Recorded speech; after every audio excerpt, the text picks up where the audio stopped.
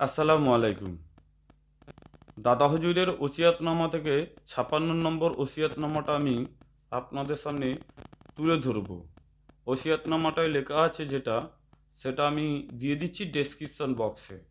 আপনারা দেখে নেবেন, পিডিএফ ফাইলে এবং ওয়ার্ডে লিখে দেব, আপনারা দেখে নেবেন যে দাদা হুজুর ওসিয়তনামায় কি বলছে।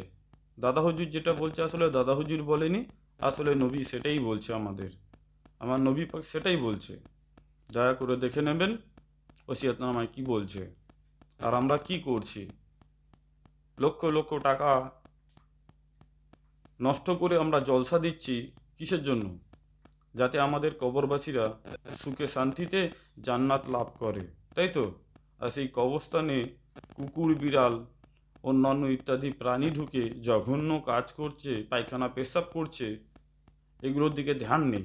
বলতে গেলে ঝগড়া হয়ে যাবে, সেসব দিকে না গিয়ে আমরা আমাদের মেন যা উদ্দেশ্য সেটা পূরণ করি।